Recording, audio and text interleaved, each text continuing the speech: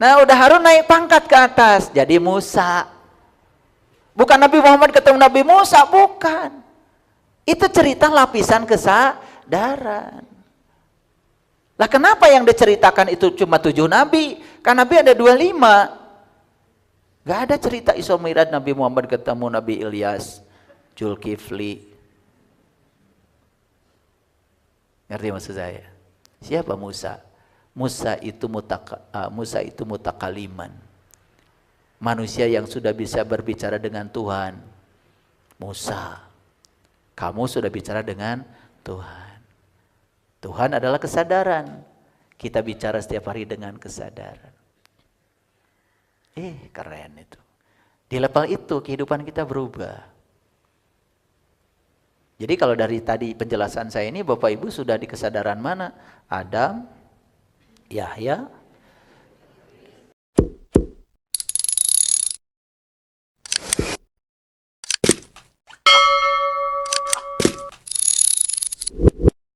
dan di bumi terdapat tanda-tanda kebesaran Allah bagi orang yang yakin, dan juga pada dirimu sendiri. Apakah kamu tidak memperhatikan?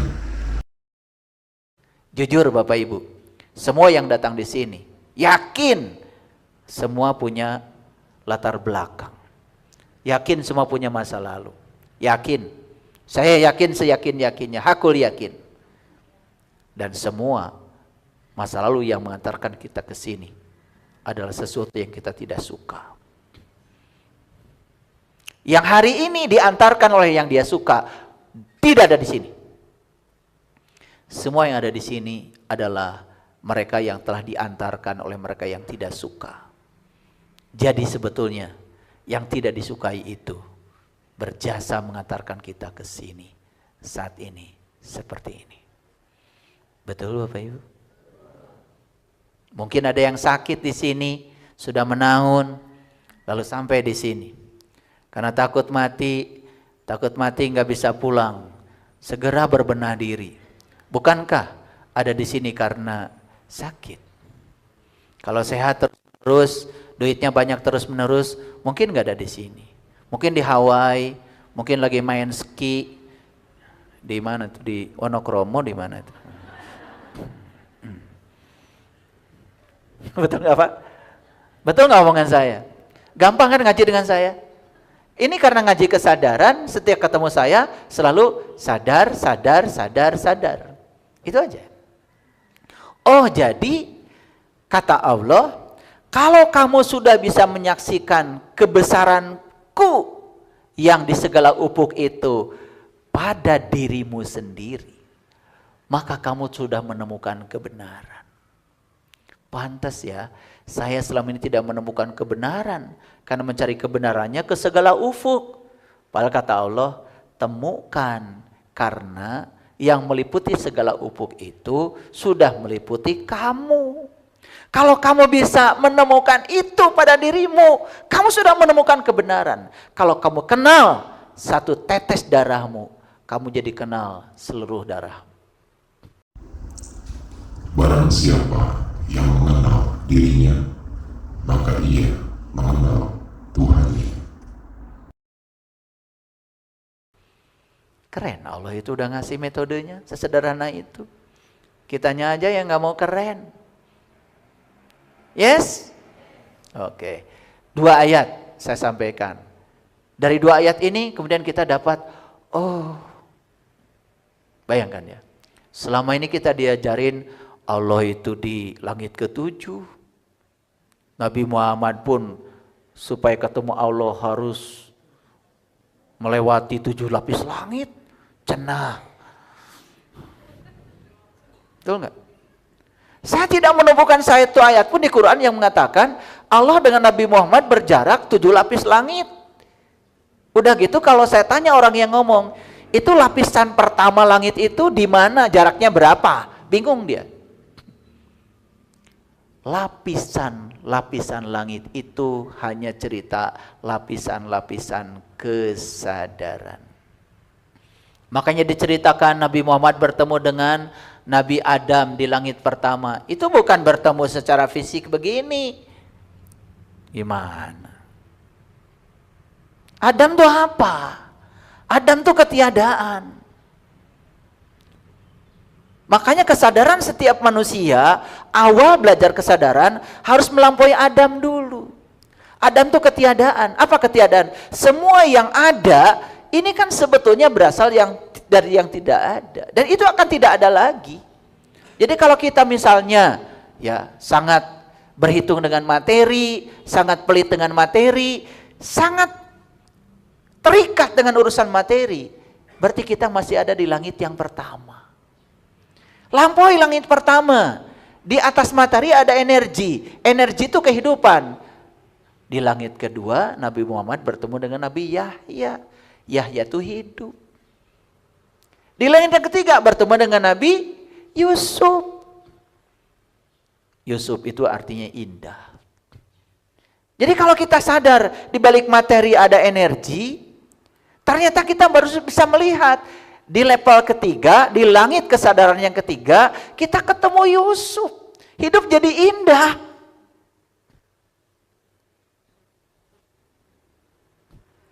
Makanya Einstein mengatakan E sama dengan MC kuadrat. Kamu punya uang banyak, M. Tapi tanya itu uang dari mana? Hasil nyolong, gak ada C kuadrat. Itu uang tidak jadi E, tidak jadi energi. Karena M itu jadi energi kalau dikatakan C kuadrat. C kuadrat itu cahaya di atas cahaya. Simbol dari kesadaran. Kalau kamu uangnya banyak, hasil dari kesadaranmu, itu adalah C kuadrat. Akan jadi berkah, jadi E. Sesungguhnya hanya orang yang berakal sehat yang dapat menerima pelajaran.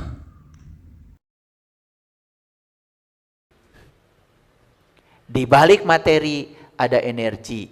Di balik Adam ada Yahya. Yahya itu energi, hidup. Di atas Yahya ada lagi Yusuf. Bukan bertemu dengan Nabi Yusuf bungkelekan begini, bukan. Masuk pada lapisan kesadaran yang ketiga, melihat segala sesuatu indah. Ternyata sakit itu indah ya, membuat saya bisa sadar. Ternyata suami yang gak sabar tuh indah ya, sehingga saya harus mengalami cancer, dan lewat cancer saya jadi sadar. Terima kasih suamiku. Udah gitu gak ngajinya? Lah, kebanyakan idgham biguna. Di atas itu ada lagi, di atas Yusuf apa? Idris. Idris itu artinya cerdas. Cerdas bukan pinter. Kalau pinter hasil sekolah, kan yang korupsi itu sekolahnya tinggi-tinggi, S1, S2, S3. Kan mereka itu bisa punya jabatan kan pakai kertas. Sekolahnya di mana, lulusan mana, kan begitu. Ada kertasnya. Ya kalian yang nggak punya kertas nggak bisa. Sehingga kalian kan suka sombong. Alhamdulillah, sepanjang hidup saya nggak pernah korupsi. Kerja di mana? Nggak kerja. Jabatanmu apa? Gak ada jabatan. Kamu itu bukan gak korupsi, belum ada kesempatan. Sombong aja, seolah-olah sudah tidak bermental korupsi. Di atas Idris. Idris apa tadi? Cerdas. Coba, kalau kita melampaui materi, melepaskan ikatan pada materi, kita jadi tahu level energi. Hidup tidak di awan hitam, awan putih, hidupnya di langit, jadi penyaksi. Biarkan awan putih dan awan hitam silih berganti. Hidupnya jadi di laut, bukan di ombak. Ombak tuh capek. Kalian berenang di pantai, di pinggir aja, ketabrak ombak. Coba ke tengah dikit, ikut naik turun bersama ombak. Karena di tengah ombak gak pecah. Kalau pecah jadi arus laut, capek. Pasir masuk ke telinga, ke sini, kocek, kocek, kocek, kocek, kocek. Pinteran bebek daripada kamu. Ya renang di pantai nggak akan dapat mutiara. Mutiara itu di kedalaman. Gimana sih? Nah, kalau sudah cerdas, Idris naik pangkat jadi Harun. Harun itu cinta. Aku menjadi sumber cinta. Cinta itu memberi. Cinta itu tidak menuntut, cinta itu tidak memenjara, cinta itu tidak menolak, Cinta itu memberi, memberi, dan memberi. Kamu tidak akan memperoleh kebajikan sebelum kamu menginfakkan sebagian harta yang kamu cintai. Ya, pasanganku marah-marah, biarin aja, gak punya cinta. Butuh cinta. Jangan dituntut supaya dia punya cinta, gak punya. Salah kamu nyarinya kayak gitu.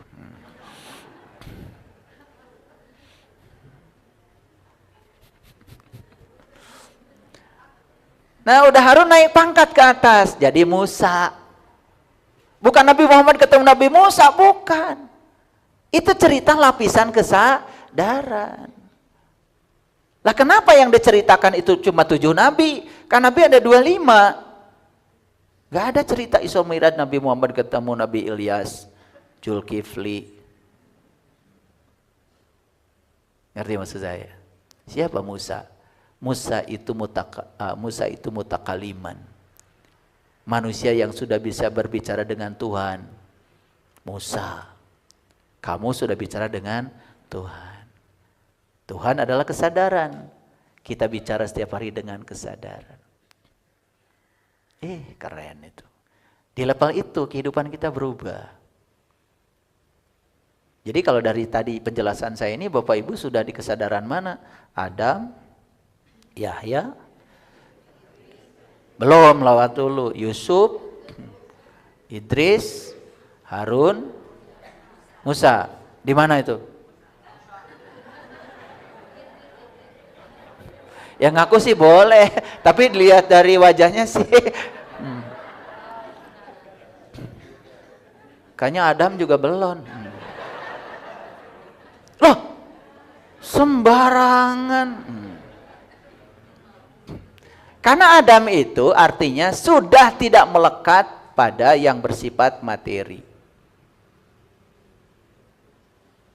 Siapa yang tidak melekat pada materi? Yang punya materinya.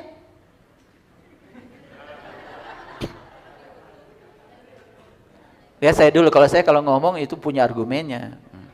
Saya tidak melekat pada uang, Pak. Punya uang kamu? Enggak punya, Pak.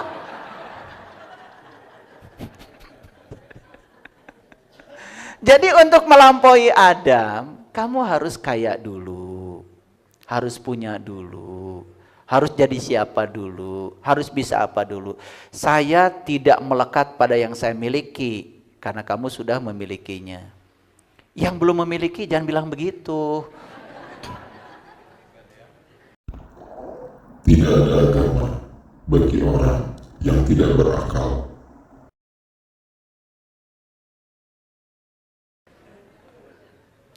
Saya alhamdulillah Pak, saya tidak melekat pada ilmu. Sebentar, kamu tahu apa? Sekolah?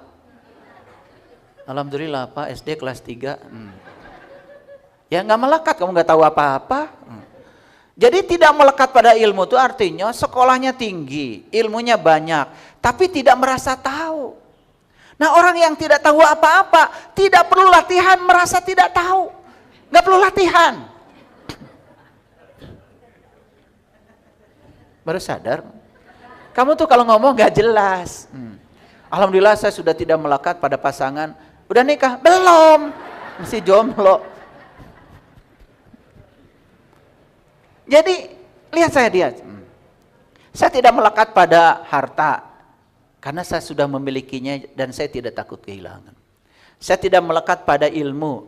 Saya sudah belajar banyak hal, malah saya menjadi tidak tahu apa-apa. Saya tidak melekat pada apa yang saya bisa. Karena apa? Ternyata makin saya belajar untuk bisa segala hal, saya makin merasa tidak bisa. Saya tidak melekat pada jabatan. Karena apa? Saya tidak merasa siapa-siapa. Karena saya tidak mau melekat ke situ. Alhamdulillah. Saya tidak merasa siapa-siapa. Sebentar, kamu siapa?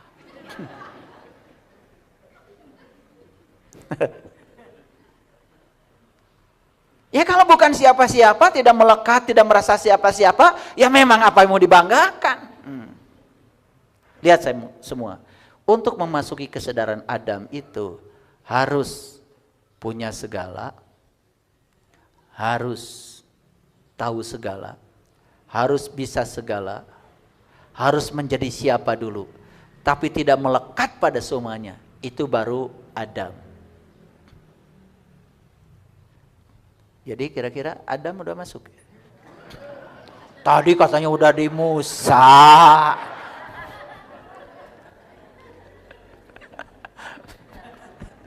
Pengen ketawa kalau nanya sama kalian itu saya. Kalau ngejawab itu ngasal ya. Musa. Wajah kayak gini.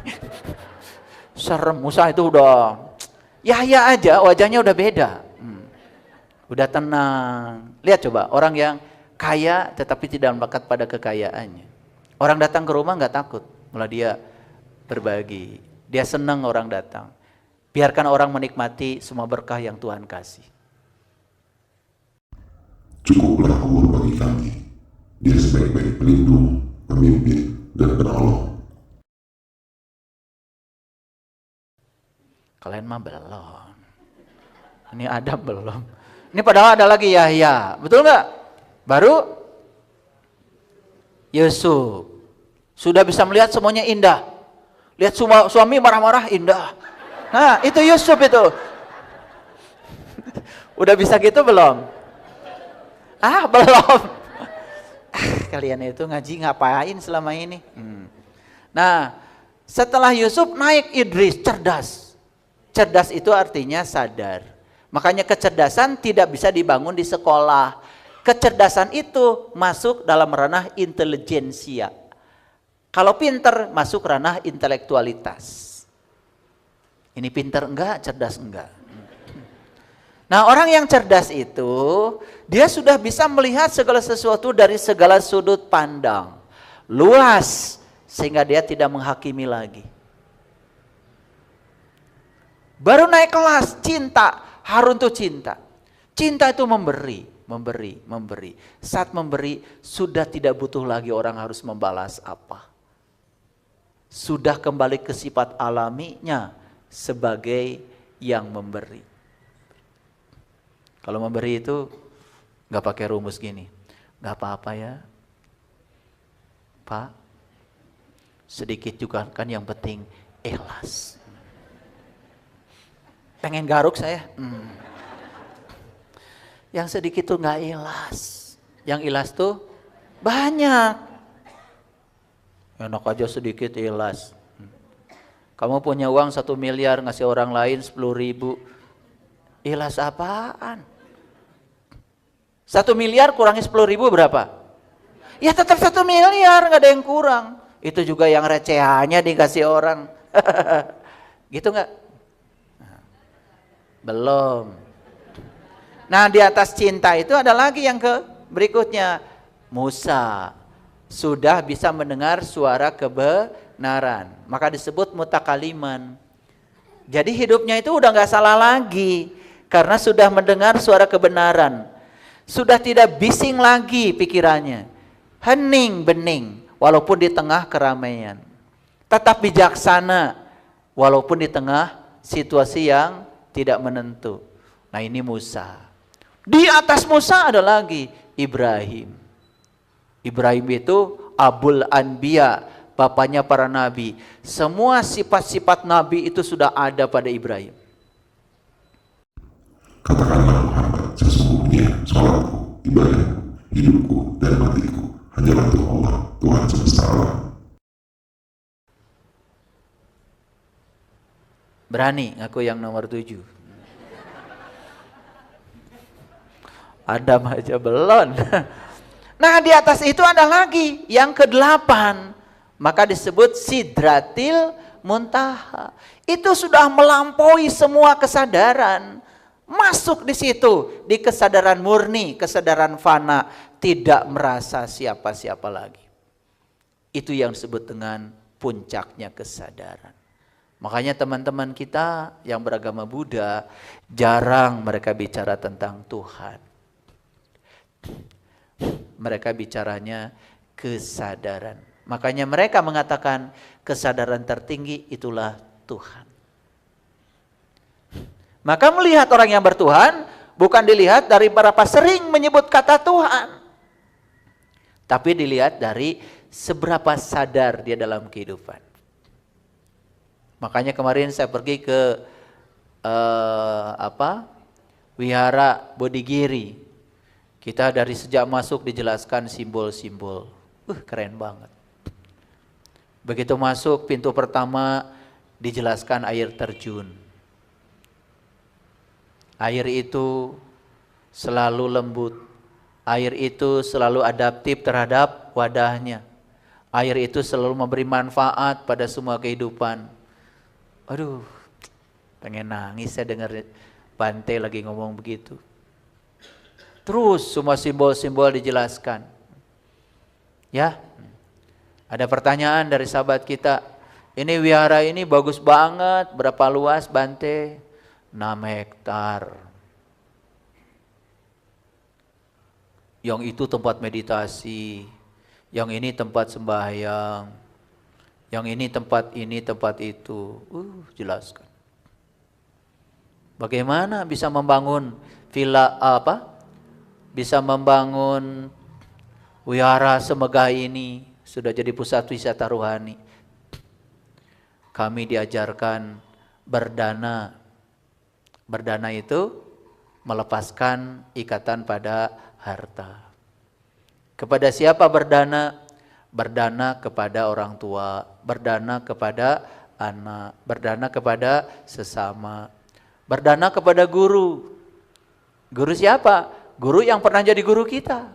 Mungkin guru SD kita, guru SMP kita sudah sukses jadi siapa, ingat sama guru-guru kita. Sampai diajarin sedetil itu.